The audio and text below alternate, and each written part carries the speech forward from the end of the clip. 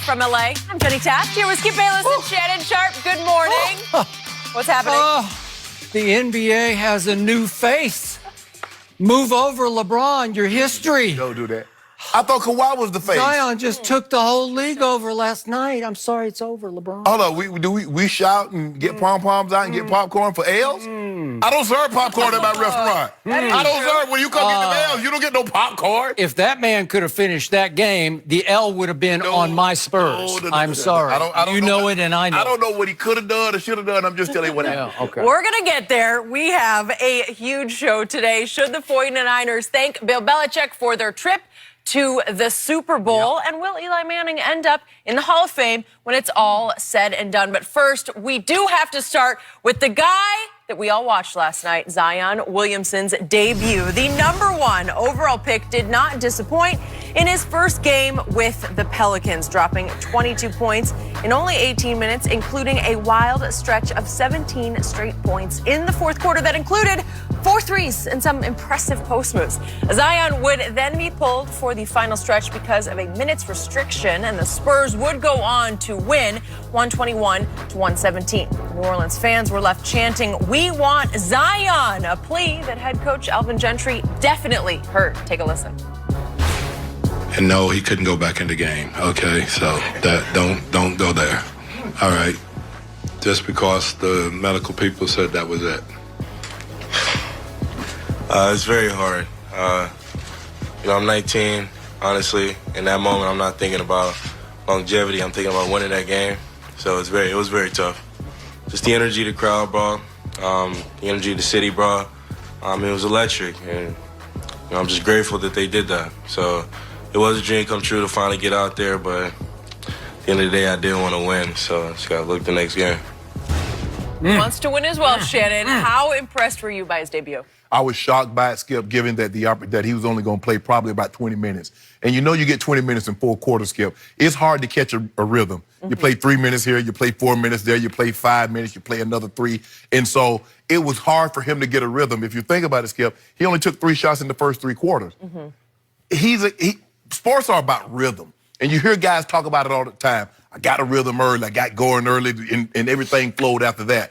And so he wasn't in a rhythm. And then the start of the fourth, all of a sudden, he found that rhythm. And so I was shocked, Skip. I think my stat line was like 10. I thought he'd have 10 points, 6 rebounds, 2 dunks, 2 blocks. So I was shocked with how well he played and the amount of time that he played. But I think the most shocking things were the threes, Skip. We never saw this at Duke. Now, moving forward, I'm not so sure they're going to let him have shoot-around open threes. I think the guys will probably, I'm not saying you got to guard him like Steph Curry and Kevin Durant or Klay Thompson, but it's hard for me to imagine that guys are going to leave him 7, 8, 9, 10 feet open to shoot a 3 like he's shooting in shoot-around. But I was surprised. What I wasn't surprised to see, Skip, is that he's going to get those effort plays. A loose ball around the basket, he's going to grab that and go back up so quick. He missed one. I mean, he can bounce. He can leave the floor, miss a shot, come down, back up again as good as anybody, as quick as anybody that I've ever seen. So I wasn't surprised. They throw him a lob, Skip. He's over the top of everybody. That didn't surprise me. Him getting a ball in a close, restricted area, quick move to the basket, that didn't surprise me. The threes surprised me in how they came, considering that he was not in a rhythm early. So I'm not going to overreact. Now, this is not Steph Curry or Kevin Durant or Klay Thompson shooting threes. Let's not overreact. This is not going to be a big part of his ball game. But what he did show, if you leave me open by 5, 6, 8 feet, I'm going to shoot this shot. It's going to kind of be like LeBron, Skip. What did he do? Play off him until he can consistently make it. Well, that's what they're going to do with this kid here, Zion. But I was impressed. It's hard not to be impressed. To get 17 points, straight points, in that little bit of time when you don't have a rhythm, just goes to show you once he gets his legs more up under him, he gets his wind more up under him, and he gets to playing in that type of a setting, yeah, he can be, Skip, I never questioned the guy's ability. You know what I questioned. And last night was probably a sample, a very small sample of what this young man is capable of. My turn. Yes. I wasn't just surprised by what happened in the fourth quarter. I was all-time shocked. I'm not sure I've ever seen anything quite like what I witnessed in a 3-minute span of the fourth quarter of that game last night. Because through 3 quarters, to your point, Zion Williamson had been a literally huge disappointment. He was. Yeah. He had been 285 pounds, and I'm probably being generous there on the low end. He had been 285 pounds of letdown. I was so disappointed that I wanted to turn it off, but I knew I had to hang in because I thought maybe Alvin and the medical people would give him one last little run in the fourth quarter of a game that was completely out of hand at that point, thanks mostly to the Pelicans, who weren't quite ready for that primetime game, because the game for the rest of the Pelicans felt to them like it was a playoff game because the whole NBA world had tuned in to watch them. Correct. And they weren't quite yet up to that task because they've been on a little bit of a roll here lately, and my Spurs were rolling over them. So what did I see through 3 quarters? I saw Zion. I saw him be out of sync, maybe a little bit out of shape. Looked a little lost. I saw tentative. I saw little confidence. I saw joy less from a kid who's always so joyful when he plays. Correct.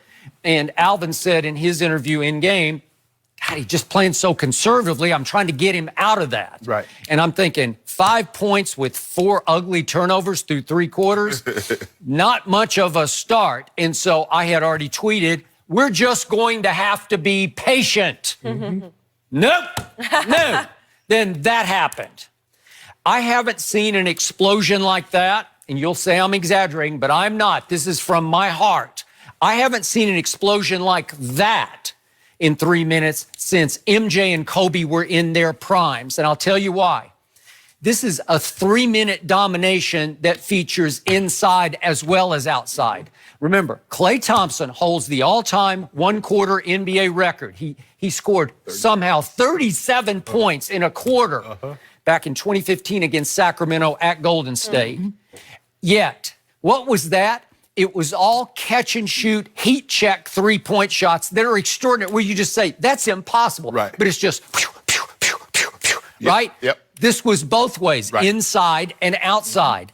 And it was only 3 minutes, and it was only 17. Wait, he scored 17 in 3 minutes? Well, do the math. That's only 1/4 of the quarter. Right. Well, if you do 4 times 17, that's 68 points in the quarter. 68 points in a quarter. Again, I'm extrapolating out into madness, but that's what he accomplished, and it felt like a one-man Mardi Gras to me, where he just took over the whole game physically, mentally, emotionally, inside, outside. Yeah.